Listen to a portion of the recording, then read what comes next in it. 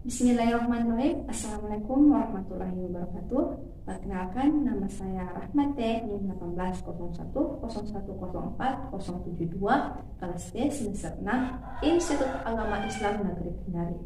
Nah, pada pertemuan kali ini saya akan membahas tentang perbedaan antara RPP, KTSP, dan K13 dan juga akan membawakan materi tentang sistem daya tahan jantung. Oke, untuk lebih lanjut, mari kita simak pada video berikut. Bismillahirrahmanirrahim. Assalamualaikum warahmatullahi wabarakatuh. Baik, di sini saya akan menjelaskan perbedaan dan karakteristik dari RPP K13 dan RPP KTSP. Nah, untuk lebih lanjut, mari kita simak pada video berikut. Perbedaan KTSP dengan kurikulum 2013. 1. Nama kurikulum tidak berubah menjadi kurikulum nasional, tetapi kurikulum 2013 edisi revisi yang berlaku secara nasional.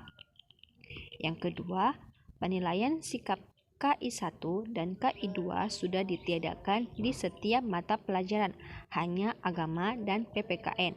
Namun, KI tetap dicantumkan dalam penulisan RPP. Yang ketiga, jika ada dua nilai praktik dalam satu KD, maka yang diambil adalah nilai yang tertinggi. Penghitungan nilai keterampilan dalam satu KD di total, praktek, produk, portofolio, dan diambil nilai rata-rata untuk pengetahuan bobot penilaian harian dan penilaian akhir semester itu sama. Yang keempat, pendekatan saintifik 5M bukanlah satu-satunya metode saat mengajar, dan apabila digunakan, maka susunan tidak harus berurutan. Yang kelima, silabus kuartilas, edisi revisi lebih rapi, hanya 3 kolom, yaitu KD, materi pembelajaran, dan kegiatan pembelajaran. Yang keenam, perubahan terminologi, ulangan harian menjadi penilaian harian, UAS menjadi penilaian akhir semester dan untuk semester 1 dan penilaian akhir tahun untuk semester 2, dan sudah tidak ada lagi UTS, langsung ke penilaian akhir semester. Yang ketujuh, dalam RPP tidak perlu disebutkan nama metode pembelajaran yang digunakan dan materi dibuat dalam bentuk lampiran berikut dengan rubrik penilaian jika ada. 8. Skala penilaian menjadi 1-100.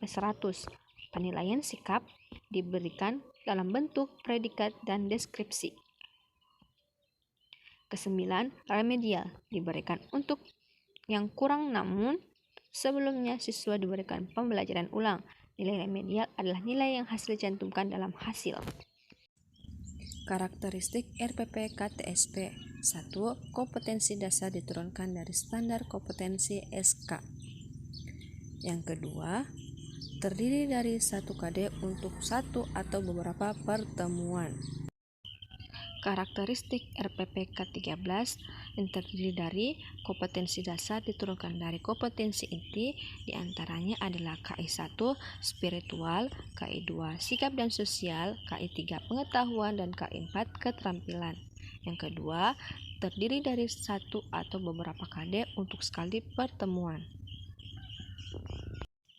Selanjutnya yaitu karakteristik RPP K13 revisi. 1. Mengintegrasikan PPK, penguatan pendidikan karakter dalam pembelajaran. 2. Mengintegrasikan literasi. Yang ketiga, mengintegrasikan dan pengembangan 4C, kreatif, critical thinking, komunikatif, dan kolaboratif. Keempat, mengintegrasikan HOTS, higher order thinking skill. Itulah tadi perbedaan dan karakteristik dari RPP KTSP, K13 dan K13 revisi. Nah, di sini saya punya contoh dari RPP K13 dan RPP KTSP. Bismillahirrahmanirrahim. Assalamualaikum warahmatullahi wabarakatuh. Halo adik-adik, bagaimana kabar kalian hari ini? Ya, semoga kita dalam lindungan Allah Subhanahu wa Ta'ala dan dijauhkan dari segala macam penyakit. Ke pembelajaran terlebih dahulu, ketok kelasnya untuk menyiapkan dan membacakan doa belajar. Silakan.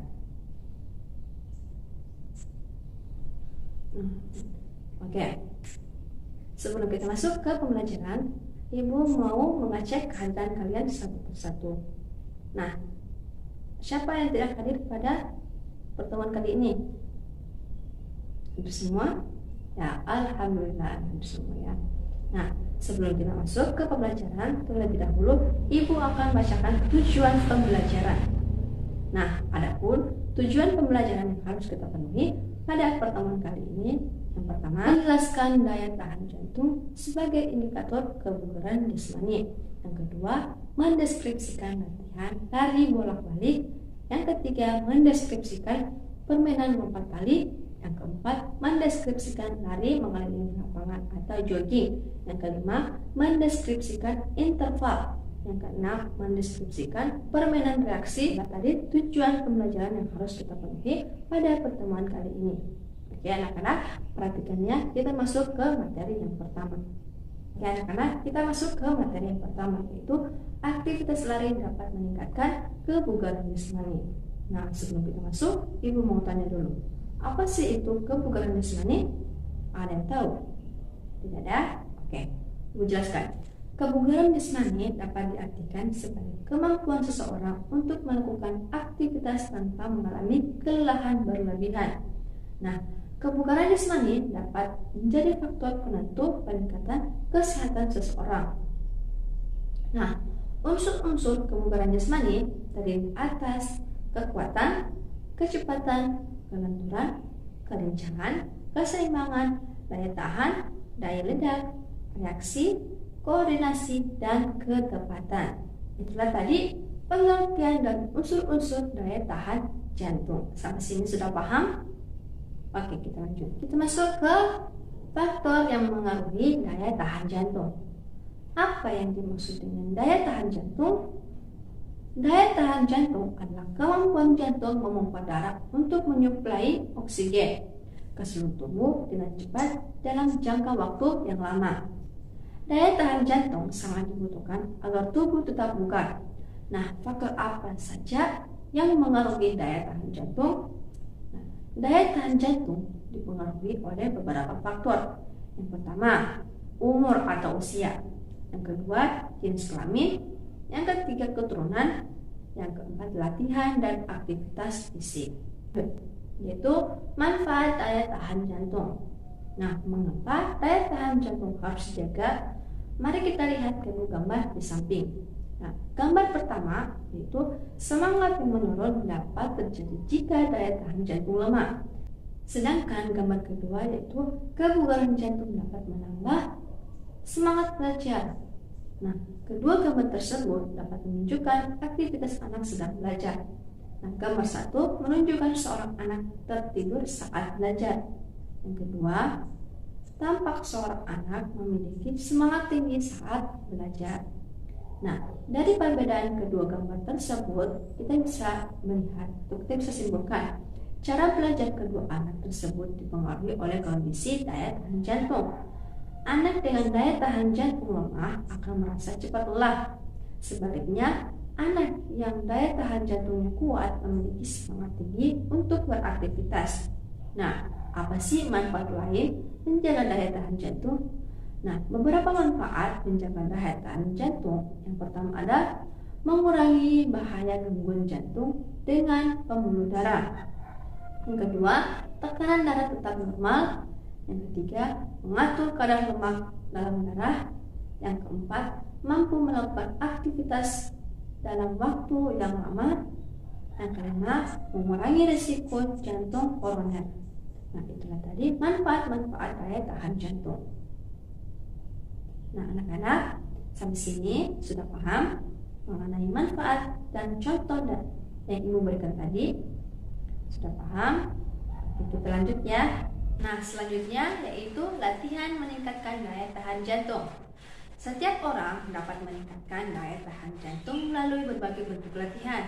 Nah, bagaimana sih latihan daya tahan untuk meningkatkan daya tahan jantung? Nah, ada beberapa latihan untuk meningkatkan daya tahan jantung dan paru-paru. Yang pertama, latihan alam terbuka atau fartlek dan interval training. Fartlek adalah latihan daya tahan jantung untuk membangun dan mengembalikan dan menjaga kondisi tubuh seseorang. Sedangkan interval training adalah latihan daya tahan yang diselingi istirahat secara berulang-ulang. Kalian tahu latihan untuk meningkatkan daya tahan jantung? Kalian tahu? Yang pertama, iya, lari. Kedua, lompat. Yang ketiga, kalian tahu? Oke, coba perhatikan ibu ya. Beberapa latihan untuk meningkatkan daya tahan jantung dan paru-paru sebagai berikut. Yang pertama, lari memindahkan bola. Kedua, lompat tali. Yang ketiga, lari mengelilingi lapangan. Yang keempat, latihan interval. Yang kelima, permainan reaksi. Nah, itulah tadi latihan untuk meningkatkan daya tahan jantung.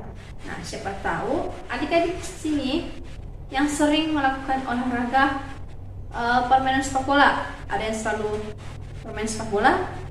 Ya. Permainan sepak bola itu termasuk permainan untuk melatih daya tahan jantung dan menjaga kebugaran. Nah, anak-anak, itulah tadi materi yang sudah kita pelajari pada hari ini. Untuk mengakhiri pembelajaran, terlebih dahulu satu orang untuk menyimpulkan materi pada hari ini. Silahkan satu orang untuk menyimpulkan materi pada hari ini. Oke? Tidak ada? Baik. Ibu akan menyimpulkan materi pada hari ini. Perhatikan ya. Daya tahan paru jantung adalah kemampuan organ paru-paru dan jantung dalam menyuplai oksigen untuk kerja otot tubuh dalam jangka waktu yang lama. Yang kedua itu, kebugaran jasmani dapat diartikan kemampuan seseorang untuk melakukan aktivitas tanpa mengalami kelelahan berlebihan. Kebugaran jasmani menjadi faktor penelitian tingkat kesehatan seseorang. Nah, ada unsur-unsurnya, yaitu terdiri dari kekuatan, kecepatan, kelenturan, kelincahan, keseimbangan, daya tahan, daya ledak reaksi, koordinasi, dan ketepatan. Nah, itu tadi kesimpulan pada materi pada hari ini. Nah, silakan kakak kelasnya untuk menyiapkan dan membacakan dua ulang. Nah, sekian materi pada pagi hari ini. Lebih dan kurangnya mohon dimaafkan. Wassalamualaikum warahmatullahi wabarakatuh.